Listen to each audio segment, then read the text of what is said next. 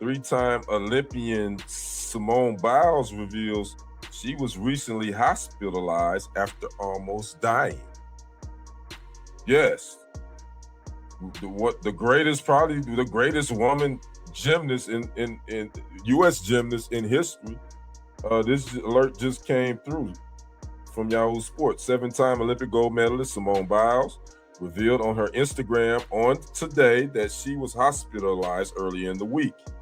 Biles did not go into further detail, but did share, "Almost dying wasn't on my bingo card." Biles added that it was one of the scariest experiences of her life. She added that part of that was due to her husband, Jonathan Owens, being in Indianapolis for practices. If you don't know, Jonathan Owens is her husband. He signed a one-year deal with the Colts this offseason. Biles continued on her post that she has been resting in bed this week, but did add that she will explain the circumstances sooner or later. Biles has not indicated anything about what caused her experience. Well, right now I'm thinking don't trip, good hurdle. And this part I kind of slipped on the table, so I was like, pull, but don't pull too hard. And then once I landed on my feet, I was like, oh my gosh, I just did it. So I was so excited. I couldn't believe this moment right here, actually. And then my little claps. Two stories today, and both of them have the internet talking. Simone Biles almost lost her life this week, and Cardi B just showed everybody exactly how she's choosing to handle her haters in 2025. Let's get into it, starting with Simone. On June 6th, Simone Biles posted on her Instagram stories and surprised everybody. She shared a photo of her arm covered in hospital wristbands and wrote that she doesn't normally share things like this because she values her privacy, but that almost dying wasn't on her bingo card earlier that week. She said it was one of the scariest experiences of her life, especially since her husband Jonathan was away at practice when it happened.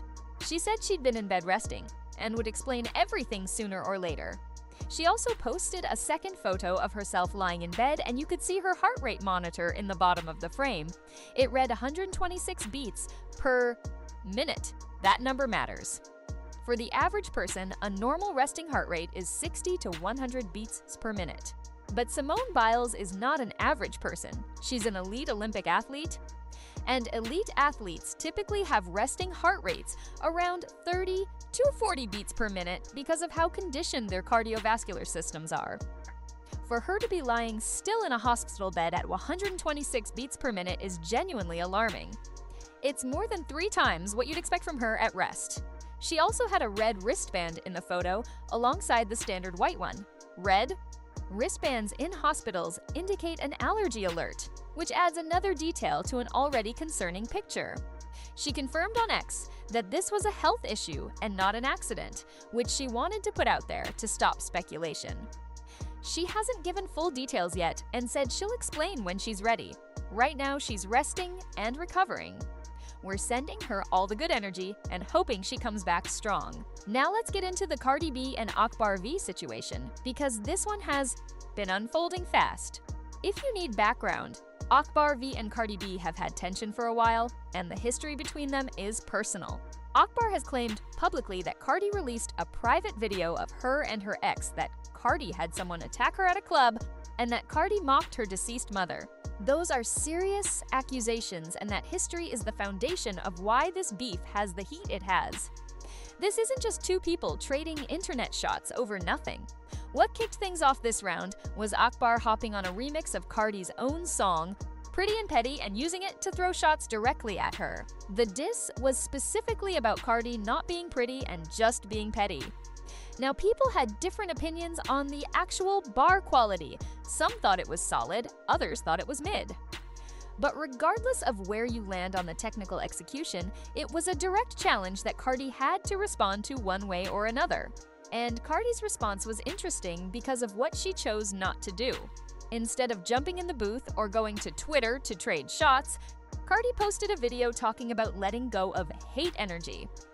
She said that the way she's putting things together and planning things out, she's going to keep winning. She said whoever is banking on her downfall is going to be disappointed because she's not falling. She might have some bad days that her haters can feel good about momentarily, but she's not going down. And then she delivered the line that stuck. She said she's not praying for anyone's downfall, but she also doesn't care about them at all. Go heal. That last part is what made people pay attention. There's something specifically more cutting about being told someone doesn't even hate you. They just genuinely don't care. That's a dismissal, not a battle cry.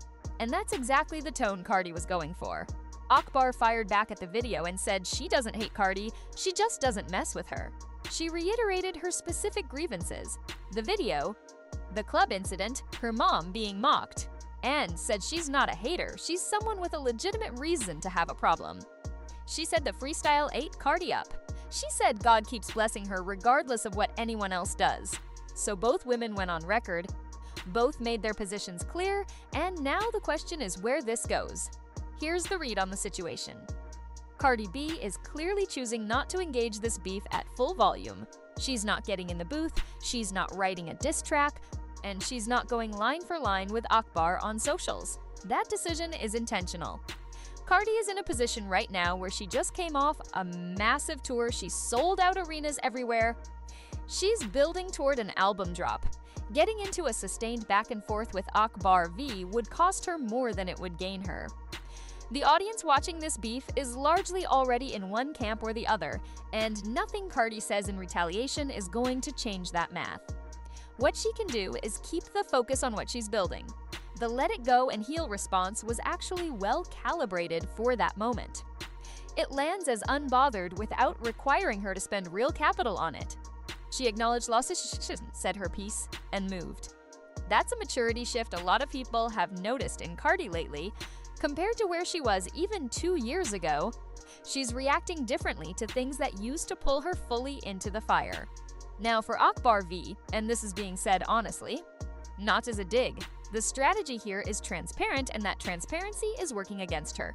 She's gone after Lizzo, she's had the coconut water moment with Trim, and now she's coming for Cardi on Cardi's own beat.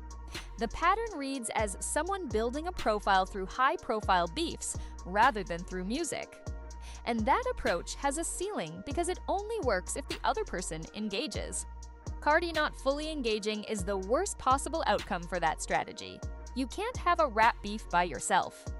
Here's the thing though, the diss remix wasn't bad.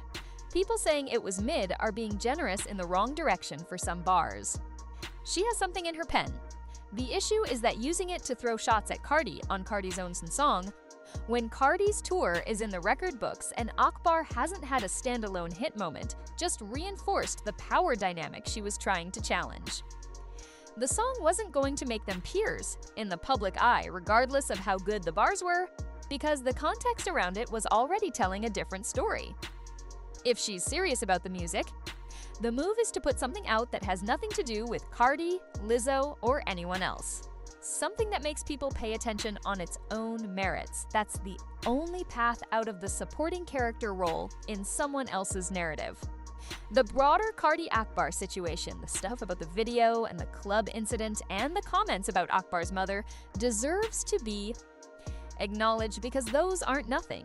Those are real grievances, and Akbar has been consistent about naming them.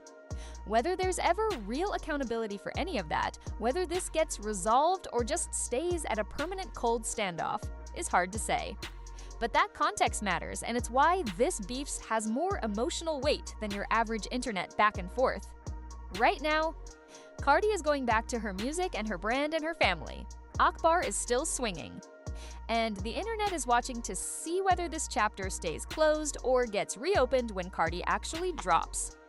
Drop a comment. Do you think Cardi handled this right by keeping it moving? And do you think Akbar has a real music career in her if she pivots away from beef?